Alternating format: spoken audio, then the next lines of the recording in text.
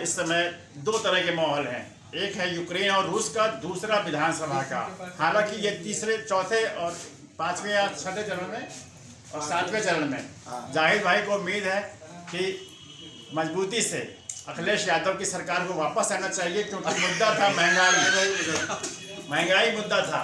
और आज अमूल के दाम 2 रुपये बढ़ गए हैं, इससे इनको कुछ और राहत मिल रही है कि शायद अब योगी सरकार जवाब ना दे पाए।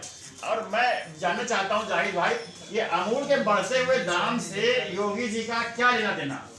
अमूल के बढ़ते हुए दाम से योगी का कोई लेना देना नहीं है, लेकिन बेरोजगारी से लेना देना है। बेरोजगारी उत्तर प्रदेश में बहुत ज़्यादा है, इसको कंट्रोल करना चाहिए। और हमने चूँकि खुद कवर किया है, ग्राउंड रिपोर्टिंग की है बेरोजगारी की। बेरोजगारी बहुत बड़ा मुद्दा है और आने वाले अखिलेश यादव के लिए भी कोई आसान नहीं होगा, केक वॉक नहीं होगा उनके लिए। बेरोजगारी से उनको भी झेलना पड़ेगा और जूझना भी पड़ेगा। बेरोजगारी बहुत बड़ा मुद्दा है, महंगाई तो बात की चीज़ है, लॉ एंड ऑर्डर तो बात की चीज़ है, बेरोजगारी बहुत बड़ा मुद्दा है। हमारे जो नौजवान बिल्कुल बेरोजगार हैं, पढ़ लिख करके सड़क पे हैं, हर कोई पकौड़े नहीं बना सकता। हर कोई पकौड़े नहीं बना सकता, लेकिन पकौड़े तल तो सकता है ना। पकौड़े तलना और पकाना सब एक जैसी बात होती है। जैसा कि मैं कह रहा हूँ कि अगर मैं योगी समर्थक हूँ मिस्टर संतोष जी, तो मेरा ये कहना है कि मैं नहीं समझ पाता कि योगी, कॉन्फिडेंट नहीं हूँ इतना कि योगी जी आएंगे या नहीं आएंगे। तो जाहिद जी के बातों से जैसा लग रहा है, आपको लग रहा है कि साइकिल अखिलेश यादव की सरकार आएगी ही? देखिए, कुछ जो साइलेंट वोटर हैं वो भी अपने पत्ते नहीं खोले हैं। मीडिया दो लोगों को प्रपोज कर रही है, ठीक है, जो बिकाऊ मीडिया तो नहीं कह सकते, लेकिन जो उनके भक्त हैं वो कह रहे हैं कि नहीं बीजेपी सरकार आ रही है। लेकिन जो बुद्धिजीवी वर्ग है वो कह रहा है कि नहीं, सपा अखिलेश यादव पूर्ण बहुमत से सरकार बना रहे हैं। गांव-गांव में पश्चिमी में जो वोटिंग हुई है, लखीमपुर, सीतापुर, आज ही मेरे पास एक पत्रकार का फोन आया था, हरदोई का अमर उजाला का ब्यूरो है, उसने कहा राजधानी में क्या चल रहा है? मैंने कहा यहाँ तो भाजपा चल रहा है। उसने कहा कैसे? मैंने कहा यहाँ 2 सीटें सिर्फ सपा के खाते में जाएगी। तो उसने कहा बाकी का क्या? हमने कहा ये तो सही कह रहे हो आप, बाकी का क्या? एक बात मैं आपके बीच में अभी मैंने पकड़ी है, इनका कहना है योगी को जो वोट दे वो अंधभक्त और जो और समाजवादी पार्टी को दे वो बुद्धिजीवी। ये बात नहीं, कुछ बोलेंगे आप? इस पे तो बस इतना ही कहा जा सकता है कि हम मुद्दों से हट के, अगर मुद्दों की बात ना करना हो तो एक को कह दो भक्त, एक को कह दो कि ये बिना भक्त, ऐसी बातें नहीं होती है। इस समय जो चर्चा चल रही है, चर्चा सरकार को लेके है कि कौन सी सरकार आ सकती है या आने वाली सरकार जनता के लिए क्या करेगी। अगर अखिलेश की भी सरकार आती है तो अखिलेश के लिए बहुत आसान नहीं है आने वाली सरकार को चलाना और सही ढंग से जनता के हित में कार्य करना।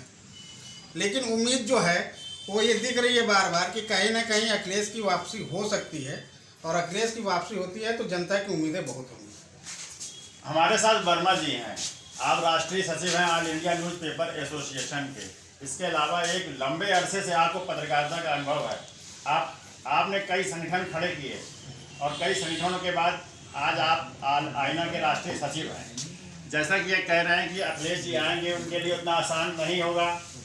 अखिलेश जी के पास 5 साल का अनुभव है, उनके लिए आसान क्या नहीं होगा? क्या योगी जी ने बहुत ज़्यादा, इतना ज़्यादा यूपी के जो विकास को है नीचे कर दिया है कि उसको उबारने में उन्हें तकलीफ होगी? देखिए, मैं इस पर सिर्फ इतना ही कहना चाहूँगा कि सरकार किसी की भी बने, जनता को जो राहत दे सरकार वही। जहाँ तक महंगाई का मुद्दा और तमाम टैक्सेस का मुद्दा, तमाम कोरोना काल के अंदर तमाम हमारे गरीब वर्गों का जो अहित हुआ, जो नुकसान हुआ, जिन्हें हैंड टू माउथ होना पड़ा, गरीबी का सामना करना पड़ा, वो सब भुलाया नहीं जा सकता है। लेकिन जहाँ तक है कि कोई भी सरकार बने, मेरा मानना है कि विपक्ष का मजबूत होना अति आवश्यक है। अगर विपक्ष मजबूत होगा तो सरकार अपनी मनमानी नहीं कर पाएगी। अब अखिलेश सरकार बनाते हैं या हमारे योगी जी की सरकार बनती है, भारतीय जनता पार्टी की। योगी सरकार के अंदर इन्होंने तमाम तरीके के गुंडों को, बदमाशों को, इन लोगों के खिलाफ अभियान चलाया, जबकि समाजवादी पार्टी इस बात को लेकर के, इस मुद्दे को लेकर के बदनाम है कि उनकी पार्टी के अंदर हत्यारे हैं, उनकी पार्टी के अंदर गुंडे हैं, उनकी पार्टी के अंदर गुंडई और जातिवादिता बहुत ज़्यादा है, यादववादिता है।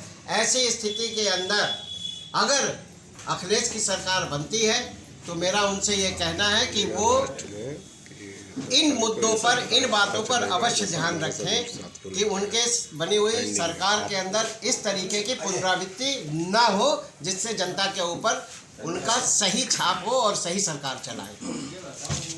डॉक्टर साहब हमारे साथ डॉक्टर कामरान साहब बैठे हैं। डॉक्टर साहब कामरान साहब की लेखनी बहुत ही प्रसिद्ध है। ये जो लिखते हैं उसका कोई काट नहीं होता है। ये जो बोलते हैं एक समझ लीजिए पत्थर की लकीर होती है। हालांकि आज वो उसके लिए तैयार नहीं थे और वो बगल में बैठे हैं। मैं उनसे पूछना चाहता हूँ कि अल्पसंख्यक लोग अपने को क्यों असुरक्षित महसूस करते हैं, जबकि इस मामले में भी वो डिवाइड है। उसमें कुछ कहते हैं कि हमें कोई दिक्कत नहीं है, लेकिन कुछ लोगों ने कसम खा रखी है कि हम वोट देंगे तो आप समाजवादी पार्टी को ही देंगे। डॉक्टर साहब आप कुछ कहेंगे? देखिए, ये कहना बिल्कुल गलत है कि उत्तर प्रदेश में अल्पसंख्यक किसी भी तरीके से अपने आप को असुरक्षित महसूस कर रहा है। ये कुछ लोगों का फैलाया हुआ एक जाल है। ये सियासत की राजनीति, जो मजहब के नाम पर सियासत की राजनीति होने लगी, उनके द्वारा फैलाया जाल है। जैसे ये कहा नहीं जा सकता कि ब्राह्मण सिर्फ भारतीय जनता पार्टी को वोट देगा, उसी तरीके से ये कहना कि अल्पसंख्यक सिर्फ समाजवादी पार्टी को वोट देगा, ये सरासर गलत है, बेबुनियाद है।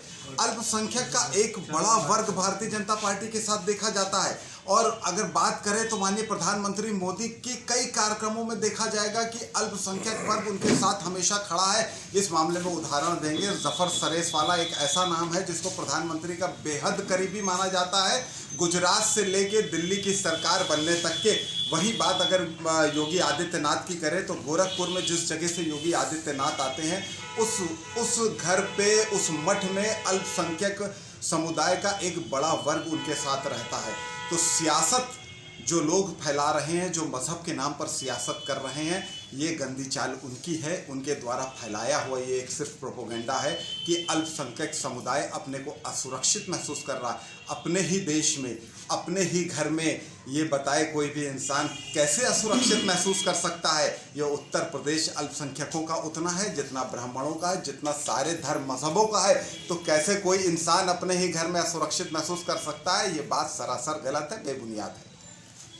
मित्रों, जो भी फैसला आएगा 10 तारीख को आएगा। ये मिलीजुली प्रक्रिया थी।